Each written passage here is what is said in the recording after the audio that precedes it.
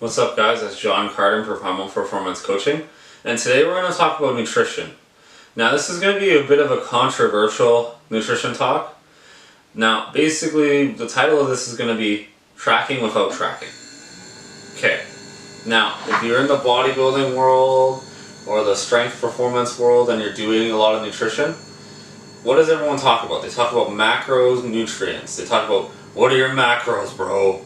Bro, I want to know what your macros are. Bro, I need better macros. What macros are you doing? Oh, are you cycling carbs? You're doing the right? And to be honest, there's a way to do it without doing it. Now, I find macro, and if it fits your macros, to be kind of very rigid and doesn't necessarily work for a general population client. And there's also a lot of people that just prefer not to do it in terms of like counting calories and all that stuff. Now, I'm going to basically lay out a bunch of different approaches that I use for clients and the pros and cons, and then if you find something valuable to you, use it, take it, try it. I don't know, do it with clients, doesn't really matter to me. So, counting calories would be approach number one, and I definitely see a lot of use for it, but I find for a lot of people it's not necessarily the most practical thing. You get some worked up about food, being like, oh well, I gotta get this much protein, blah blah blah. It really does overwhelm a lot of clients. So calorie counting is a great tool. Now I have adaptations of that. One would be fruit journaling. So having your client have just a notebook, and all they're gonna do, and I usually have them, I don't have them weigh food. I just go, okay, using palms of your hand. So now, okay, how much protein in palms of hands did you eat?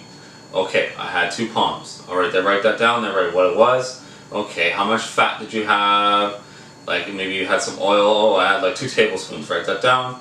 Okay, I had two handfuls of vegetables, I had 2 handfuls of rice, or I had 2 handfuls of potatoes approximately. You write all that down. Every single thing they eat or drink goes into that journal.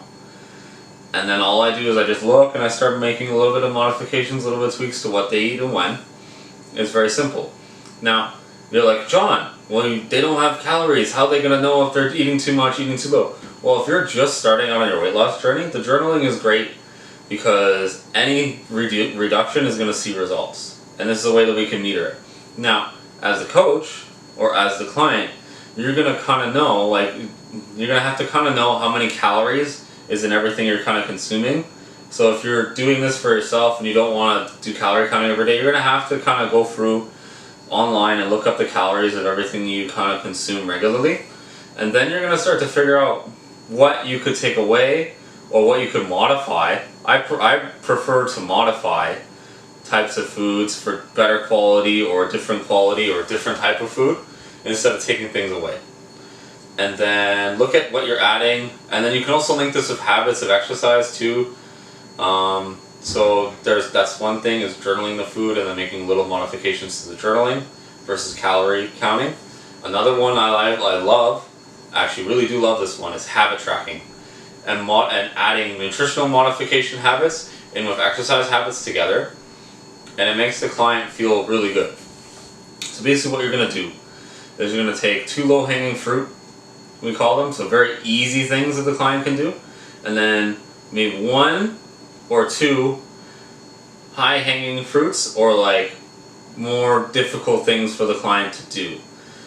But you want them to, and then if you're going to do that, the 1 or 2, it really depends on like how confident you think the client is. Also, you want to look at like, can you break that high-hanging fruit down into like maybe 1 or 2 little habits that you can build up to it. So basically what you're doing with the habit modification is you're figuring out what habits would build all the way to the end. So basically you're looking at what you want the client to be at the end. You got to break down what habits would you ideally want to see, and you look at what habits do the clients perform currently now, and then we just work our way through. And then you don't change a habit until the client has mastered said habit, and then everything is set, and it's a much longer process, but you can still see fairly quick results if the clients buy into the process. Now, an example of a good habit would be, we'll start people off, fish oil is a good one.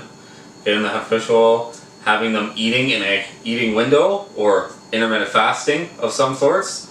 So being like after 12 hours of being able to eat, you can't eat anymore. So So just being like, you can only eat within the hours of 7 to 7. Or 10-hour window, 9 to 7. Something like that. So working within windows, or 10 to 8. Or even like a 8-hour window, being like 12 to 8. Or, what have you. Or a 6 or a 4-hour window. I wouldn't go any lower than 4. I wouldn't even recommend doing 4 for most people. And then just working in those habits, and then working in the amount of steps they get in. Just picking really easy shit and starting with that. Because I think a lot of times in fitness and nutrition, we're not talking about things in the right way. Like, we're educating ourselves, but like, are we really educating the people trying to help? So, as a general population person, you're probably not gonna, or just a regular person, like, do you really care how many macros or how much fat you eat? You just want to lose weight. And like, if we make it more complicated, the barriers are higher. It just sounds way too confusing. People don't want to do it. So you got to look at things like from the lens of who you're training. And for a lot of nutrition coaches, I think their best bet would be to train the general population. It would not be to be a bodybuilder prep coach. I personally think you're going to get more out of it. You'll get more clients. You'll probably see more success for yourself just working with regular people. I mean, it's a lot more difficult, and you got to like change your language to cater to what regular people want to hear, especially when you're trying to attract these clients. But I think there's a big market for people that do it right, do it effectively, and do it in a decent time frame, right? So there's that as well. And then another one you can look at too is just setting basically amounts of food. So if a lot of bodybuilders I work with, I don't really give macros. What I'll do is I'll be like, okay, you're going to have 300 grams of a starchy carbohydrate at this time. You're going to have 300 grams of a protein, being a beef protein or something like that. So just setting it up so where it's just like, but that only works for clients that are able to stick to a very rigid kind of meal plan. For a lot of people that doesn't necessarily work, but if you're in like a bodybuilding show or some sort of strict time frame and you don't mind eating the same thing pretty much all the time, that works fine, right? Or substituting and working around it. So everyone has different approaches. I've used all these different approaches for myself on my way to building down. And that's the other thing too, is like, people think you have to do one style of nutrition the whole time. Even like style of tracking and approaching. Like, I started with habits. Then I started with calorie counting. So I could get a really good idea of like how much food equaled what. And like just make sure I didn't overdo it because I love to eat. And then I started with doing macros. I did macros for a very long time just to try to push myself to get more protein. Push myself to control my carbohydrate intake. Control my fat intake. And then after that I started doing more playing around with it. Going by feel.